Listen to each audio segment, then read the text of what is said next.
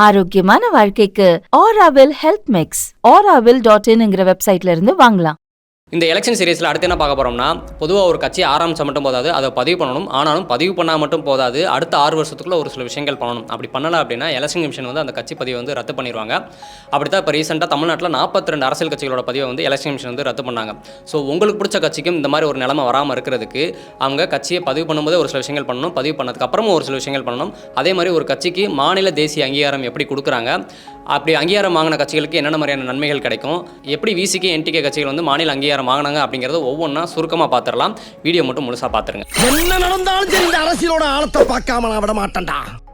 பொதுவாக ஒரு கட்சியை உருவாக்கணும் அப்படின்னா ரீசெண்டாக வந்த ஓட்டர் லிஸ்ட்டில் பேர் இருக்கிற வேற ஒரு கட்சியில் உறுப்பினராக இல்லாத 100 பேர் மெம்பராக சேர்ந்து ஒரு கட்சியை உருவாக்கலாம்.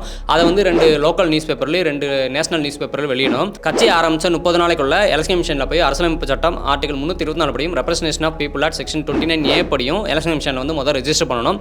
அப்படி ரெஜிஸ்டர் பண்ணும்போது கட்சிக்குன்னு இருக்கிற ரூல்ஸ் அண்ட் ரெகுலேஷன் அடங்கிய ரூல் புக்கையும் சப்மிட் பண்ணணும். கட்சியோட தலைவர் இல்லை பொதுச் செயலாளர் வந்து ஒரு நோட்டரி பப்ளிக் முன்னாடி பதவி ஏற்றுக்கணும். கட்சியோட தலைவர் வந்து கூடவே பிரமாண பத்திரம் வந்து தாக்கல் பண்ணணும். பதிவு பண்ணும்போதே கட்சியோட பேரு, நோக்கம், ஸ்ட்ரக்சர் என்ன அப்படிங்கிறது ரிட்டனில் சொல்லணும். அதுக்கப்புறம் under secretary of election commission of India new Delhi அப்படிங்கிற பேரில் 10,000 ரூபா டிடி எடுத்து சப்மிட் பண்ணணும். அந்த காசை வந்து ரீஃபண்ட் பண்ண மாட்டாங்க. அப்புறம் கட்சியோட பேரில் ஒரு கரண்ட் அக்கௌண்ட், பேன் கார்டெலாம் வாங்கி சப்மிட் பண்ணணும். அப்புறம் கட்சிக்கு இருக்கு சொந்தமாக ஒரு ஆஃபீஸ் பில்டிங் இருக்கும்ல, அந்த பில்டிங் மேலே எந்த ஒரு சொத்து பிரச்சனையும் இல்லை அப்படிங்கிறத அந்த ஓனர்ட்ட இருந்தும் லோக்கல் பாடி அத்தாட்ட இருந்தும் ஒரு NOC தீர்வு ரசீதெல்லாம் வாங்கி சப்மிட் பண்ணணும். அப்புறம் கட்சியோட தலைவர் தன்னோட இன்கம் டீடைல்ஸையும் சொத்து டீடைல்ஸையும் சப்மிட் பண்ணணும். அதே மாதிரி கட்சி ஆரம்பிச்சதுக்கப்புறம் ஒவ்வொரு வருஷமும் ஏப்ரல் மேக்குள்ள கட்சியோட வருடாந்திர செலவு கணக்குகளை வந்து ஆடிட் பண்ணி ரிப்போர்ட் சப்மிட் பண்ணுவோம் அப்படிங்கிறத கட்சியை பதிவு பண்ணும்போது ரிட்டனில் சொல்லணும். சொன்ன மாதிரியே ஒவ்வொரு வருஷமும் அந்த ஆடிட் ரிப்போர்ட் வந்து சப்மிட் பண்ணணும். அப்படி பண்ணலாம் அப்படின்னா எலெக்ஷன் கமிஷன் வந்து நோட்டீஸ் வரும். அப்படி தான் ரீசெண்டாக இப்போ 10 கட்சிகளுக்கு வந்து எலெக்ஷன் கமிஷன் வந்து நோட்டீஸ் அனுப்பியிருந்தாங்க. இப்படி மேலே சொன்ன ரூல்ஸ் படியில் கட்சியை பதிவு பண்ணிட்டா அடுத்த 2 வாரத்துக்குள்ள ஒரு அக்னாலஜ்மெண்ட் நம்பர் வந்துடும். அதுக்கிடையில் ஒரு 30 நாளுக்குள்ள இதுக்கு ஏதாவது அப்ஜெக்ஷன் இருக்கா அப்படின்னு சொல்லி அப்ஜெக்ஷன் தெரிவிக்கிறதுக்கு வந்து எலெக்ஷன் கமிஷன் வந்து டைம் கொடுப்பாங்க. ஸோ யாராவது அப்ஜெக்ஷன் தெரிவிச்சிருக்காங்களா இல்லையா, இல்லை நம்மளோட கட்சி பதிவு வந்து எலெக்ஷன் கமிஷன் அக்செப்ட் பண்ணிட்டாங்களா இல்லையா அப்படிங்கிறத அந்த அக்னாலஜ்மெண்ட் நம்பரை வச்சு அந்த கட்சிகள் வந்து எலெக்ஷன் கமிஷன் வெப்சைட்டில் போய் செக் பண்ணி பார்த்துக்கலாம்.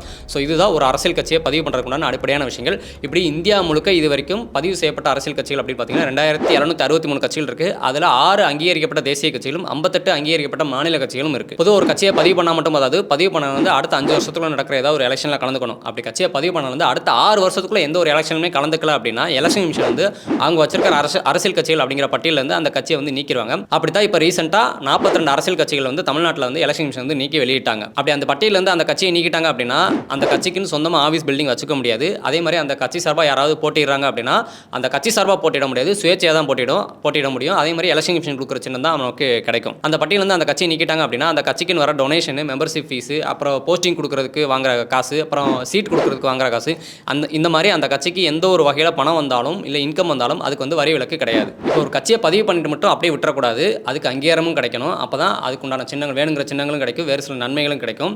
இப்போ அந்த அங்கீகாரத்திலேயே 2 அங்கீகாரம் இருக்குது, மாநில கட்சி அங்கீகாரம், தேசிய கட்சி அங்கீகாரம். இப்போ ஒரு கட்சிக்கு தேசிய கட்சி அங்கீகாரம் கிடைக்கிறதுக்குன்னு சில கண்டிஷன்ஸ்லாம் இருக்குது. அதில் முதல் கண்டிஷன்ஸ் என்னென்னா, MP தேர்தல் இல்லை MLA தேர்தலில் அந்த கட்சி வந்து 4 மாநிலங்களில் போட்டிட்டு ஒவ்வொரு மாநிலத்திலையும் 6% ஓட்டு வாங்கணும். அதுபோக 4 MP சீட் ஜெயிச்சிருக்கணும். அப்படி இல்லைனா ரெண்டாவது கண்டிஷன்ஸ், MP தேர்தலில் 3 மாநிலங்கள்னு 2% ஓட்டு வாங்கணும். அதாவது மொத்தமாக 11 MP சீட் ஜெயிச்சிருக்கணும். அதுவும் இல்லையா, மூணாவது கண்டிஷன் வந்து ஒரு கட்சி 4 அல்லது அதற்கு மேற்பட்ட மாநிலங்களில் அங்கீகரிக்கப்பட்ட மாநில கட்சியாக இருக்கணும். ஸோ இந்த 3 கண்டிஷன்ஸில் ஏதாவது ஒரு கண்டிஷனை பூர்த்தி பண்ணாலே தேசிய கட்சி அங்கீகாரம் கிடச்சிரும். இப்படி இந்தியாவில் இது வரைக்கும் 6 தேசிய கட்சிகள் இருக்குது. இப்போ ஒரு கட்சிக்கு மாநில அங்கீகாரம் கிடைக்கிறதுக்கு என்னென்ன கண்டிஷன்ஸ் இருக்குது அப்படிங்கிறத பார்க்கலாம். மொதல் கண்டிஷன் வந்து ஒரு கட்சி ஒரு மாநிலத்தில் நடக்கிற சட்டசபை தேர்தலில் 6% ஓட்டு வாங்கியிருக்கணும், கூடவே 2 MLA சீட் ஜெயிச்சிருக்கணும். அதுவும் இல்லையா, ரெண்டாவது கண்டிஷன் வந்து ஒரு கட்சி MP தேர்தலில் வந்து அந்த மாநிலத்தில் 6% ஓட்டு வாங்கணும், இல்லை ஒரு MP சீட் ஜெயிச்சிருக்கணும். அதுவும் இல்லையா, மூணாவது கண்டிஷன் வந்து ஒரு மாநிலத்தில் நடக்கிற MLA எலெக்ஷனில் அந்த கட்சி வந்து 3% சீட் ஜெயிக்கணும். அதாவது தமிழ்நாட்டில் பார்த்தீங்கன்னா மொத்தமாக 8 தொகுதி ஜெயிக்கணும். அதுவும் இல்லையா, நாலாவது கண்டிஷன்ஸ் வந்து ஒரு MP தேர்தலில் ஒரு மாநிலத்தில் 25 தொகுதிக்கு ஒரு MP தொகுதி ஜெயிக்கணும். இப்போ தமிழ்நாட்டில் 39 தொகுதி இருக்கா, அப்போ மொதல் 25 தொகுதிக்கு ஒரு சீட்டு, அடுத்த 14 தொகுதிக்கு ஒரு சீட்டுன்னு சொல்லி 2 MP சீட்டு வந்து ஜெயிக்கணும். ஸோ இந்த 4வது கண்டிஷனை பூர்த்தி பண்ணி தான் விசிகா வந்து ரீசெண்டாக மாநில கட்சி ஆனாங்க. அதுவும் இல்லையா, 5வது கண்டிஷன்ஸ் வந்து ஒரு MP தேர்தல் MLA தேர்தலில் மொத்தமாக 8% ஓட்டு வாங்கியிருக்கணும். அப்படி தான் இந்த 5வது கண்டிஷனை பூர்த்தி பண்ணி தான் ரீசெண்டாக NTKவும் மாநில கட்சி ஆனாங்க.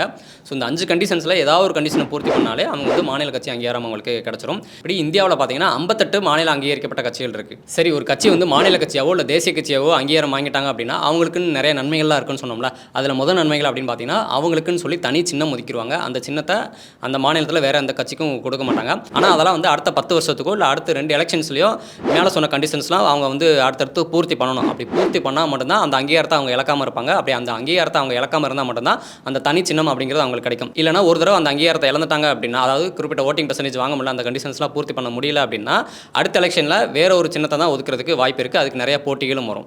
அதே மாதிரி ஒரு கட்சி வந்து அங்கீகாரம் பெற்றுட்டாங்க அப்படின்னா அந்த தொகுதியில் இருக்கிற வேட்பாளர் பட்டியல் வந்து அந்த கட்சிக்கு போயிடும். அதே மாதிரி அந்த கட்சி சார்பாக ஒருத்தர் எலெக்ஷனில் போட்டி போடுறாரு அப்படின்னா அவர் போட்டியிடுறதுக்கு அந்த கட்சி சார்பாக ஒருத்தர் முன்மொழிஞ்சா போதும். இப்போ அங்கீகரிக்கப்பட்ட கட்சியோட வேட்பாளர் வந்து எலெக்ஷனுக்கு முன்னாடியே இறந்துட்டாரு அப்படின்னா மாற்று வேட்பாளர் அறிவிக்கிறதுக்கு அந்த கட்சிக்கு 7 நாள் வரைக்கும் டைம் கொடுப்பாங்க. அதே மாதிரி அங்கீகாரம் பெற்ற கட்சிக்கு வந்து பிரச்சாரம் பண்ணுறதுக்குன்னு சொல்லி 40 நட்சத்திர பேச்சாளர்களுக்கு அனுமதி கொடுப்பாங்க. இதுவே அங்கீகாரம் பெறாத கட்சியாக இருந்துச்சுன்னா 20 நட்சத்திர பேச்சாளர்களுக்கு மட்டும் தான் அனுமதி கொடுப்பாங்க. இப்படி இது வரைக்கும் தமிழ்நாட்டில் பார்த்தீங்கன்னா மொத்தமாக 262 நட்சத்திர பேச்சாளர்கள் இருக்காங்களா. தங்க கட்சி சார்பாக யார் யார் நட்சத்திர பேச்சாளர்கள் அப்படிங்கிறத அந்தந்த கட்சி தான் வந்து எலெக்ஷன் கமிஷன் லிஸ்ட்டு கொடுத்து அனுமதி வாங்குவாங்க. ஆனால் அப்படி அனுமதி வாங்கப்படுற நட்சத்திர பேச்சாளர்கள் வந்து பிரச்சாரம் பண்ணுறப்போ எலெக்ஷன் ரூல்ஸை மீறி கண்டபடி பேசினா அந்த லிஸ்ட்டில் வந்து அவங்கள வந்து நீக்கிடுவாங்க. அதுபோக அங்கீகாரம் பெற்ற கட்சிகளுக்கு வந்து பார்த்தீங்கன்னா கவர்மெண்ட்டோட டிவி ரேடியோலெல்லாம் பிரச்சாரம் பண்ணுறதுக்குன்னு டைம் ஒதுக்கி கொடுப்பாங்க. இந்த மாதிரி அங்கீகாரம் பெற்ற கட்சிகளுக்குன்னு சொல்லி நிறைய நன்மைகள் இருக்குது. ஸோ இதுதான் ஒரு கட்சி எப்படி பதிவு பண்ணி எப்படி அங்கீகாரம் வாங்குறது, எப்படி தனிச்சின்னம் வாங்குறது, எப்படி வேறு என்ன நன்மைகள் கிடைக்கும் அப்படிங்கிற விஷயங்கள்லாம் ஒரு புள்ளிவிவரம் என்ன சொல்லுதுன்னா 2019 நிலவரப்படி தமிழ்நாட்டில் மட்டும் ஒவ்வொரு தேர்தலப்போ 20 புதிய கட்சி உருவாகுதான். 2024-25 மட்டும் இந்தியா முழுக்க 60 புதிய கட்சி உருவாகுதான். இப்படி ஒவ்வொரு எலெக்ஷன்லையும் பார்த்தீங்கன்னா கட்சிகள் அதிகமாகிட்டே தான் போகுது, போட்டியிலும் அதிகமாகிட்டே தான் போகுது. சரி, இந்த எலெக்ஷனில் புதுசாக எந்த ஒரு கட்சி மாநில கட்சி ஆகிறதுக்கு வாய்ப்பு இருக்குது அப்படிங்கிறத மறக்காமல் கமெண்ட்டில் சொல்லுங்கள். இதே மாதிரி எலெக்ஷன்ஸ் வீடியோ வந்து ஒரு 4 வீடியோ இதுக்கு முன்னாடி போட்டிருக்கோம். அது வந்து நம்ம சேனல் பிளேலிஸ்ட்லையும் ஃபஸ்ட்டு கமெண்ட்லேயே இருக்குது. அதில் போய் பார்த்து எலெக்ஷன்ஸ் பற்றின வீடியோவும் மேற்கொண்டு நிறையா விஷயங்களையும் மறக்காமல் தெரிஞ்சுக்கோங்க. நீ அடுத்த ஒரு எலெக்ஷன் வீடியோவில் சந்திக்கிறோம். நன்றி. புரியலையே. கட்சியில் சேராதோர் கட்சி காசே கா. ஆஹா, அபாரம். காசேக்கா வாழ்க.